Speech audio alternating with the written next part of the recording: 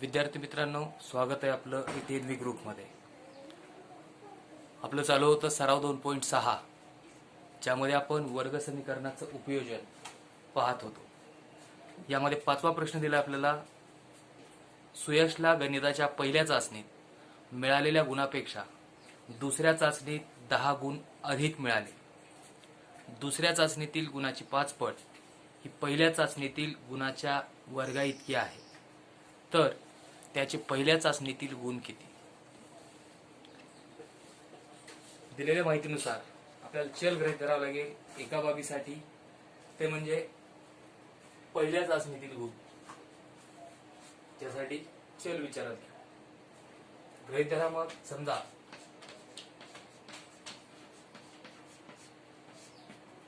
सुयशला पहिल्या चाचणीत मिळालेले गुण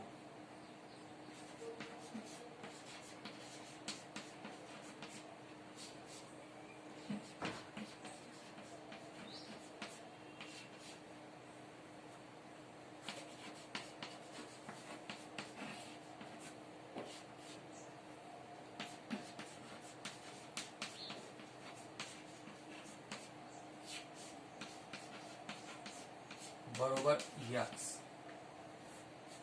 माहिती आपल्याकडे सुयशला गणिताच्या पहिल्या चाचणीत मिळालेल्या गुणापेक्षा दुसऱ्या चाचणीत 10 गुण अधिक मिळाले. जर पहिल्या चाचणीमध्ये x गुण मिळाले असतील तर दुसऱ्या चाचणीमध्ये 10 गुण अधिक मिळाले.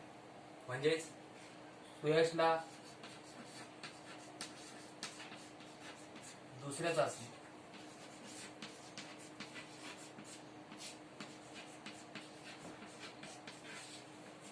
मिळालेले गुण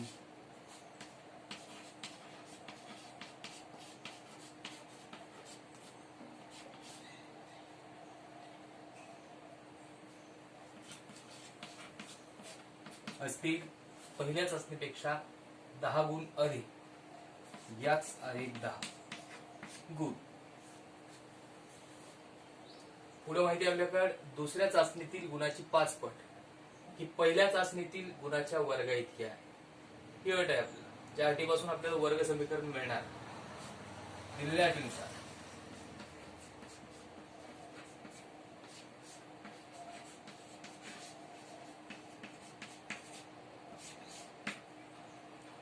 दुसऱ्या चाचणीतील गुणाची 5 पट, दुसऱ्या चाचणीमध्ये मिळालेले गुण आहेत x अधिक 10, याची 5 पट x अधिक 10 ची 5 पट होईल 5 गुणिले x अधिक 10. ही पहिल्या चाचणीतील गुणाच्या वर्गा इतकी. पहिल्या चाचणीतील गुण xy x असतील तर त्याचा वर्ग होईल xy. दुसऱ्या चाचणीतील गुणाची 5 पट ही पहिल्या चाचणीतील गुणाच्या वर्गा इतकी आहे.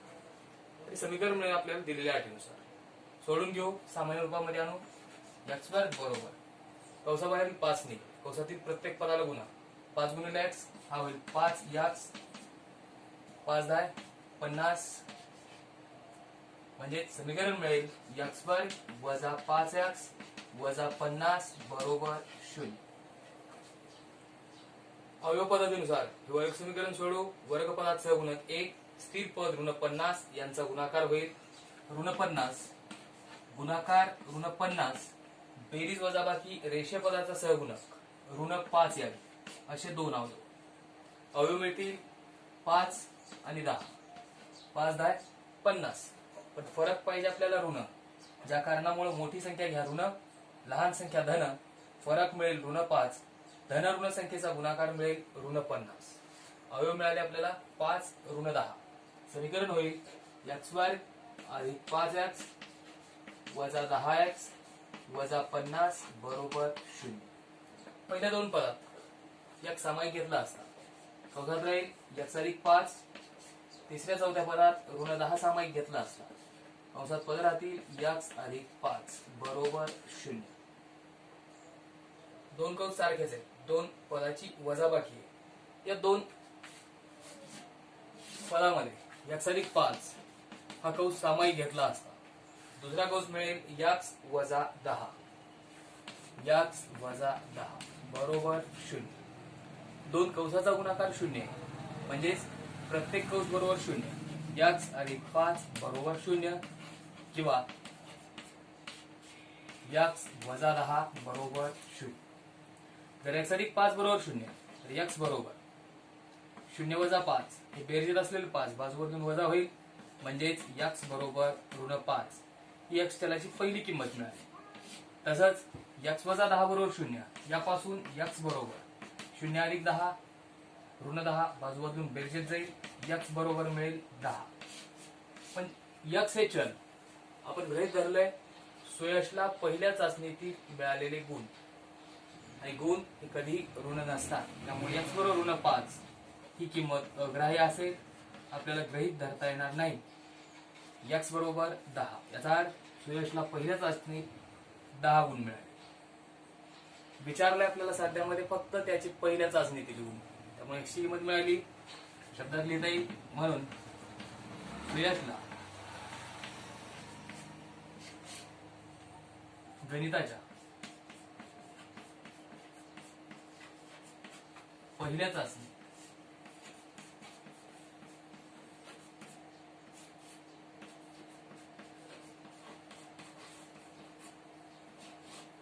मिळालेले गुण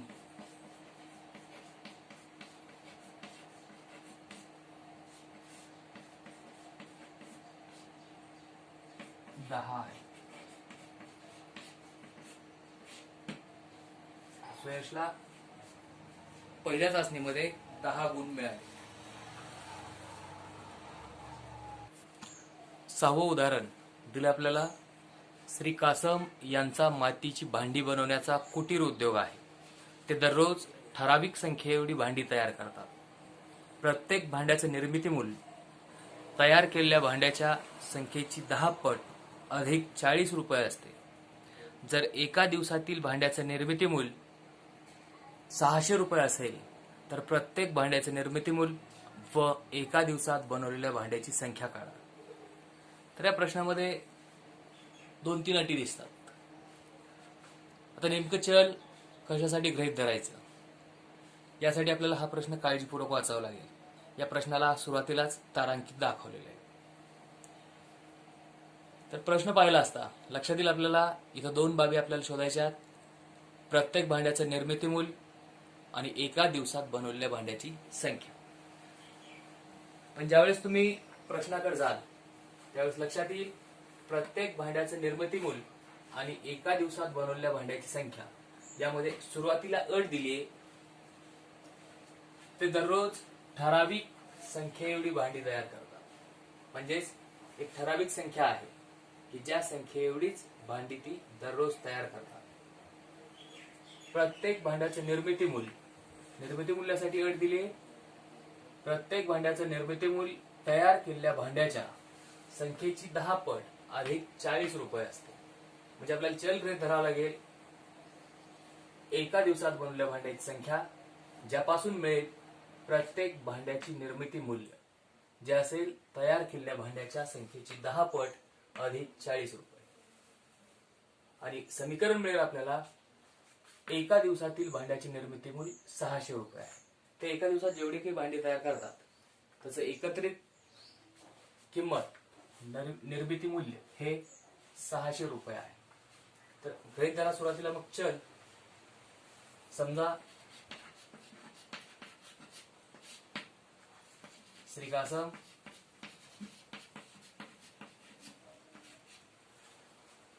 एका दिवसात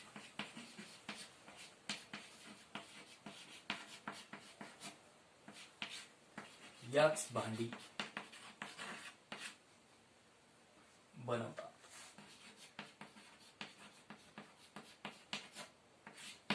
ज्यापासून मिळेल आपल्याला एका भांड्याचं निर्मिती मूल्य एका भांड्याचे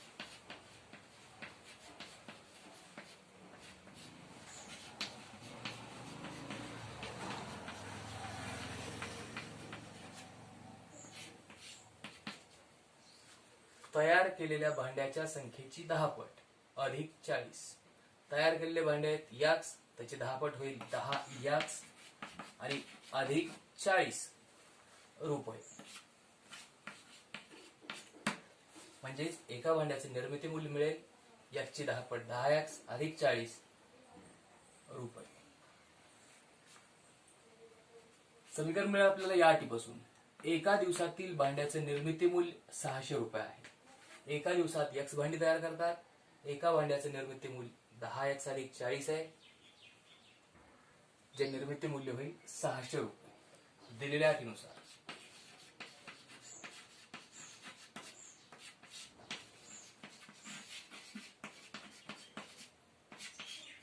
भांड्याची संख्या एक्स गुणिले एका भांड्याचे निर्मिती मूल्य 10 एक्स अधिक 40 आणि एका दिवसामध्ये एकूण भांड्याचं निर्मिती मूल्य आहे 600. एका दिवसात बनवलेली भांडी एक्स गुणिले बनवलेल्या भांड्याला आपल्याला एका भांड्याच्या निर्मिती मूल्याने गुणला असता त्या दिवसभरामध्ये तयार झालेल्या भांड्याचं निर्मिती मूल्य मिळेल 600 रुपये. सोडून घ्या भाग. कंसाबाहेर एक्स नी कंसातील प्रत्येक पदाला गुणा. एक्स गुणिले 10 एक्स 10 एक्स वर्ग एक्स गुणिले 40 अधिक 40 एक्स बरोबर 600. स्थिर पद उजावलंय, बाजू बदलली असता समीकरण होईल 10 एक्स वर्ग अधिक 40 एक्स वजा 600 बरोबर 0. आता या समीकरणाला 10 ने भागून समीकरण छोटं करता येईल जेणेकरून अवयव लहान मिळतील. 10 ने भागून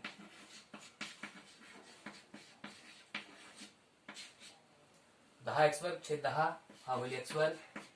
40 एक्स छेद 10 4 एक्स वजा 600 छेद 10 वजा 60 बरोबर 0. वर्गपदात सगुणक 1 स्थिर पद ऋण 60 गुणाकार होईल ऋण 60. गुणाकार ऋण 60 बेरीज वजा बाकी 4 असे 2 अवयव. साइन 60 6 आणि 10 हे 2 अवयव आहेत ज्यांचा गुणाकार होईल 60 आणि वजाबाकी मिळेल 4. वजाबाकी धन पाहिजे त्यामुळे लहान संख्या ऋण घ्या. ऋण 6 धन 4 गुणाकार होईल ऋण 60 फरक मिळेल धन 4. ऋण 6 आणि 10 अवयव वापरून समीकरण होईल एक्स वर्ग वजा 6 एक्स अधिक 10 एक्स वजा 60 बरोबर 0. पहिल्या दोन पदात एक सामायिक घ्या.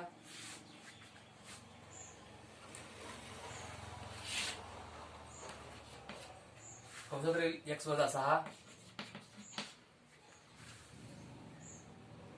तिसऱ्या चौथ्या पदात अधिक 10 सामायिक.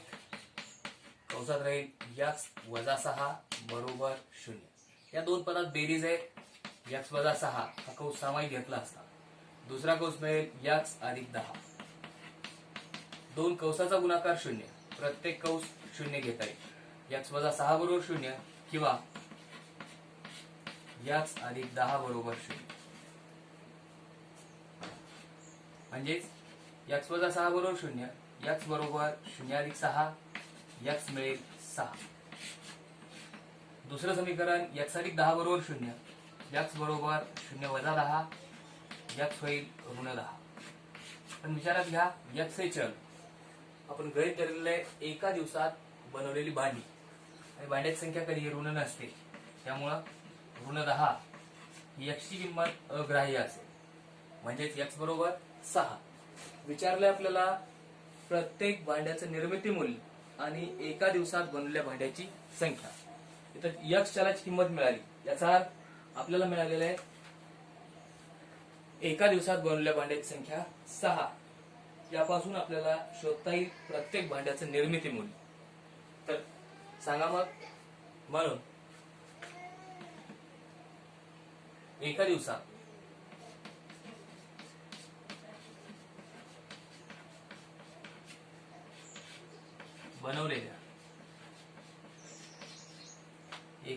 बनवलेली भांडी एक्स बरोबर 6 आणि एका भांड्याचं निर्मिती मूल्य आणि एका भांड्याची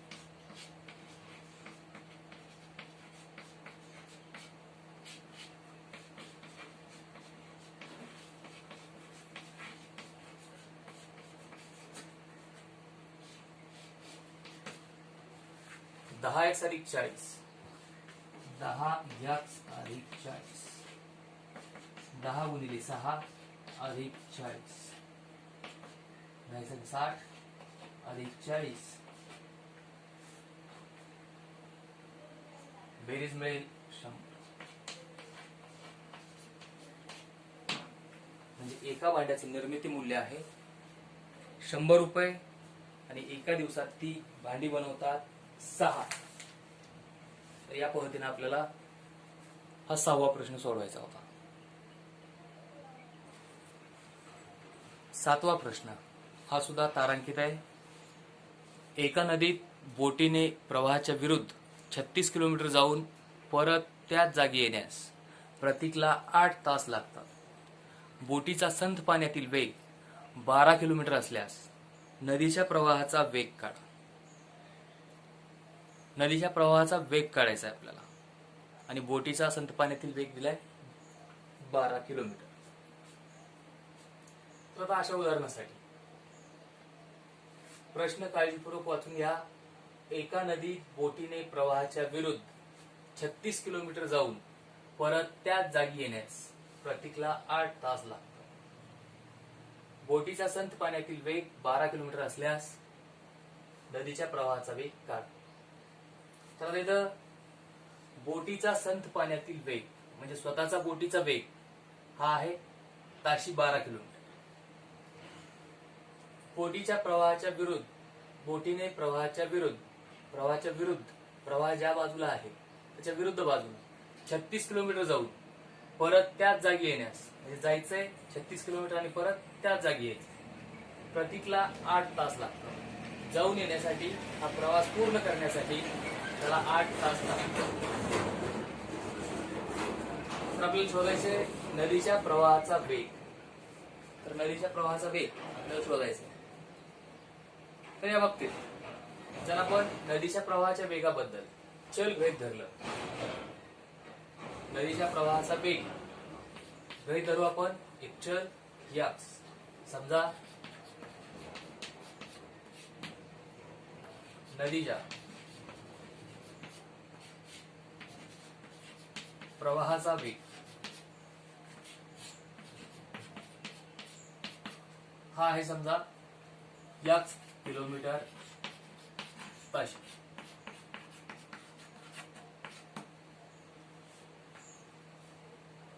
आणि बोटीचा संथ पाण्यातील वेग आहे 12. बोटीचा संथ पाण्यातील वेग दिलाय 12.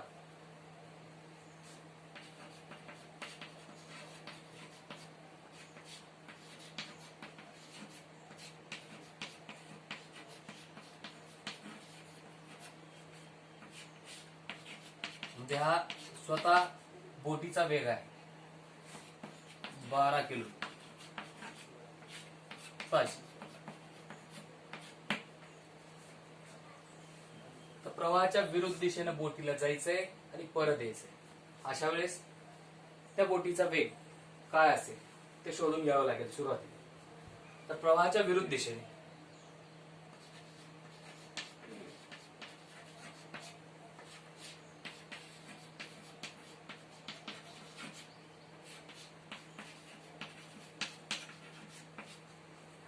बोटीचा वेग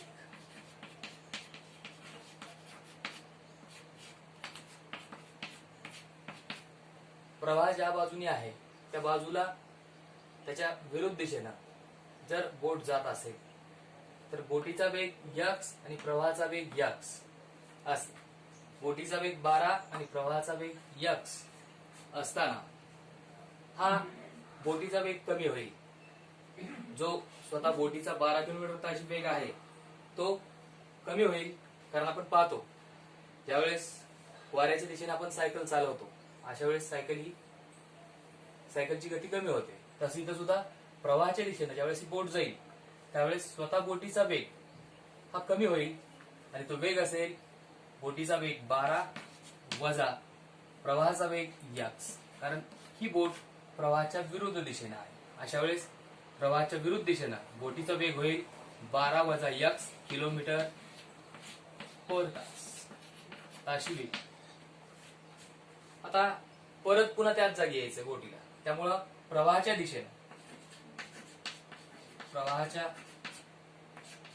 दिशेने बोटीचा वेग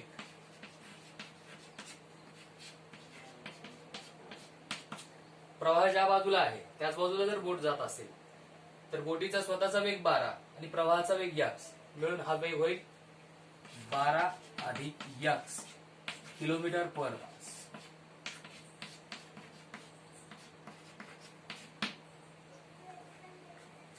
शोधून घेतला आपण प्रवाहाच्या विरुद्ध दिशेनं आणि प्रवाहाच्या दिशेनं हा वेग. पण तुलना जर पाहिली आपण तर तुलना केली आहे 36 किलोमीटर जायला आणि यायला प्रतीकला 8 तास लागतात. त्यामुळे 36 किलोमीटर अंतर जाणे आणि परत येणे यासाठी लागणारा वेळ आपल्याला शोधावा लागेल. ज्यासाठी तुलना वेळेत करण्यासाठी आपल्याला सूत्र वापरायचंय वेळ बरोबर अंतर छेद वेग. या सूत्राचा वापर करून आपल्याला 36 किलोमीटर प्रवाहाच्या विरुद्ध दिशेने जाण्यास बोटीला लागणारा वेळ आणि 36 किलोमीटर प्रवाहाच्या दिशेनं परत येण्यास त्या बोटीस लागणारा वेळ सुरुवातीला शोधून घ्या. तर 36 किलोमीटर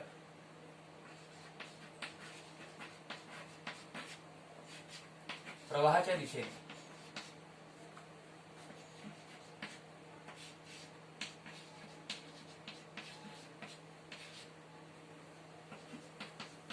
बोटीला जाण्यास लागणारा वेळ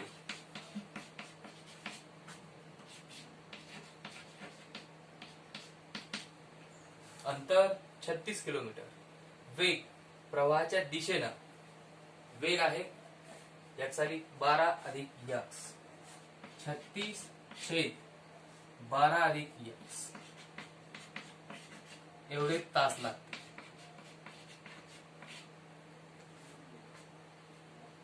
याच पद्धतीनं 36 किलोमीटर प्रवाहाच्या विरुद्ध दिशेनं बोटीला परत येण्यास लागणारा वेळ 36 किलोमीटर प्रवाहाच्या विरुद्ध दिशेने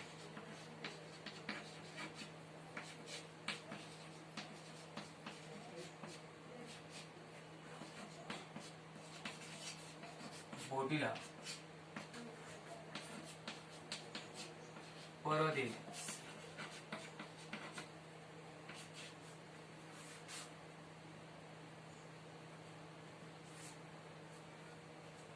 लागणारा वेळ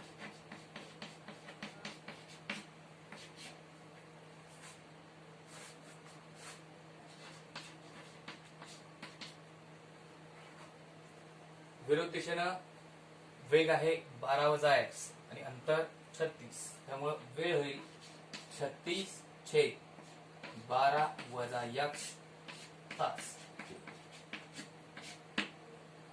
आता अट विचारात घ्या. दिलेल्या अटीनुसार प्रतीकला 36 किलोमीटर जाऊन परत त्याच जागी येण्यास 8 तास लागतात. म्हणून दिलेल्या अटीनुसार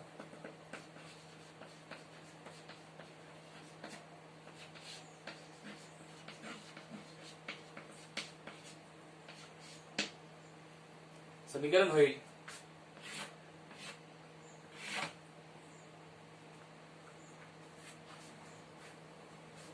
प्रवाहाच्या दिशेने जाण्यास 36 छेद 12 अधिक एक्स तास आणि विरुद्ध दिशेने जाण्यास 36 छेद 12 वजा एक्स तास. हे दोन्हीची बेरीज होईल 8 तास. कारण हा पूर्ण प्रवास 8 तासात पूर्ण होईल.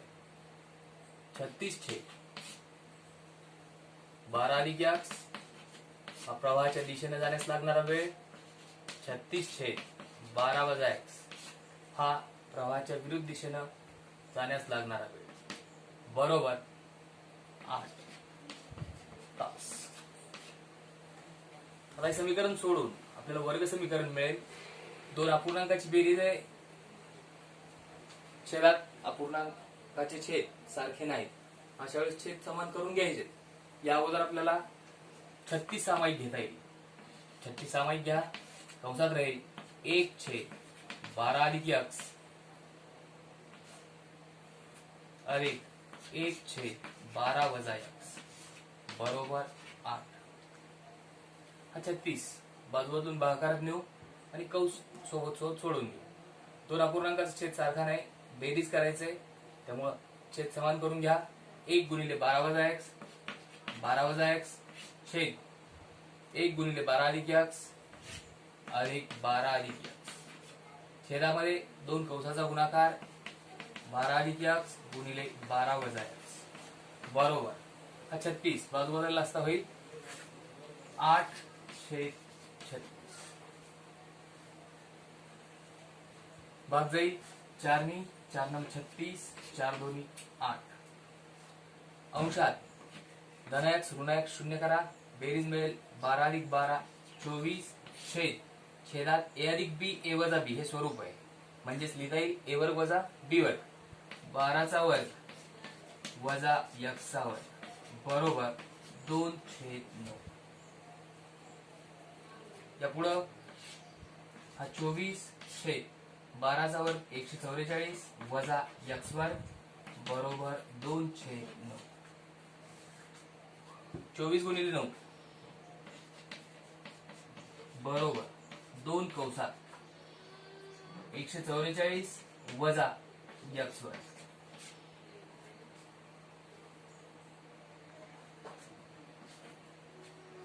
चार 36 ला 6 3 9 2 18 216 बरोबर 2 8 2 8 2 2 गुणिले x वर्ग वजा 2 वर्ग समीकरणात सामान्य रूपात समीकरण घेतला असता होईल 2x वर्ग वजा 288 अधिक 216 बरोबर 0. इतर ऋणधन संख्या आहेत ज्यामध्ये वजाबाकी होईल 2x वर्ग वजा, कारण मोठी संख्या 288 ही ऋण आहे, 8 वजा 6 2 8 वजा 1 7 बरोबर 0. समीकरण सोडवलं असता मिळाला आपल्याला 2x वर्ग वजा 72 बरोबर 0. इथं सुद्धा दोन्ही भाग जाईल, दोन्ही भाग घातला असता समीकरण मिळेल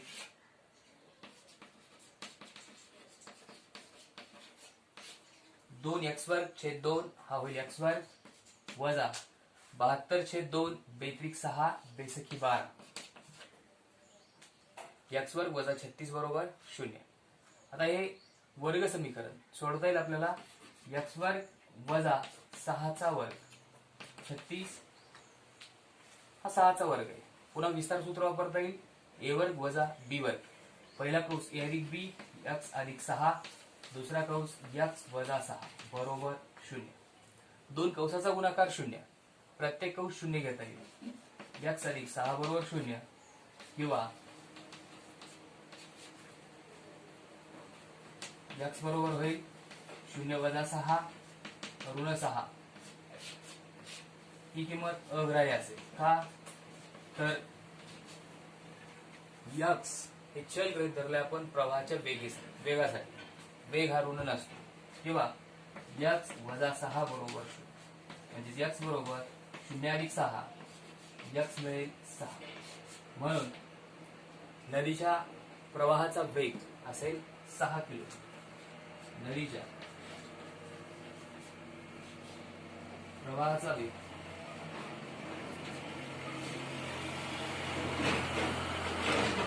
6 किलोमीटर पर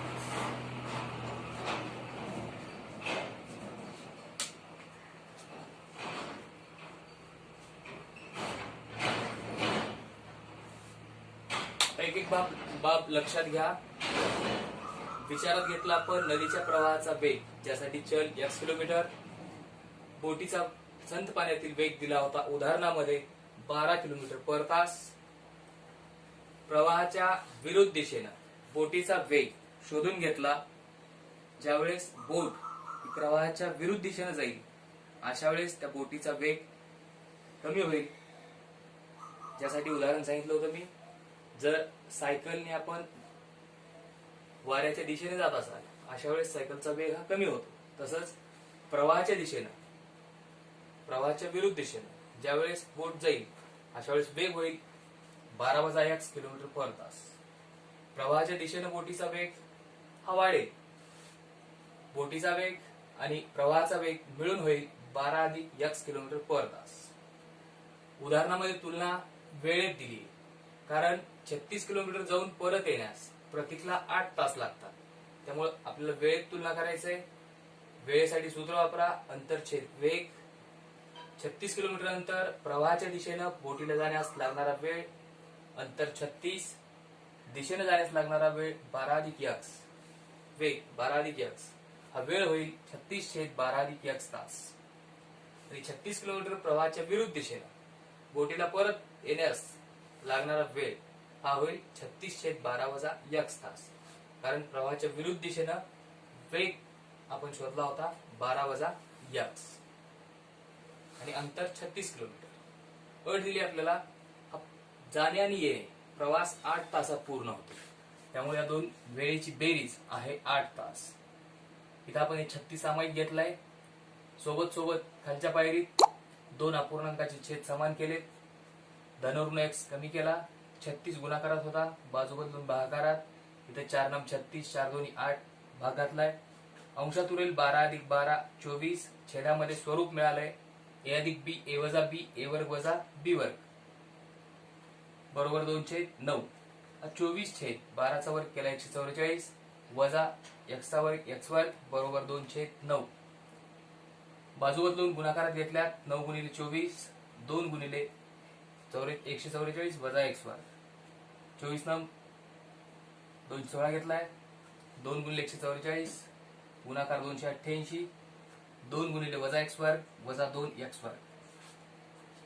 हा वजा 2x वर्ग आणि 288 बाजू बदलला असता ऋण 2x वर्ग धन 2x वर्ग होईल. धन 288 ऋण 288 होईल. अधिक 216 बरोबर 0. हा फरक मिळाला ऋण 72. समीकरण 2x वर्ग वजा 72 बरोबर 0. दोन्ही भागला असता समीकरण मिळेल x वर्ग वजा 36 बरोबर 0. 36 ही पूर्ण वर्ग आहे, लिहिता येईल 6 चा वर्ग. स्वरूप मिळालं x वर्ग वजा 6 वर्ग बरोबर 0. पहिला कंस a + b, दुसरा कंस a - b. प्रत्येक कंस बरोबर 0 वापरलाय. x + 6 पासून x ची किंमत ऋण 6 मिळाली, जी अग्राह्य आहे, कारण वेग हा कधी ऋण नसतो. आणि x - 6 पासून x ची किंमत मिळाली 6. याचा अर्थ नदीच्या प्रवाहाचा वेग हा 6 किलोमीटर ताशी आहे.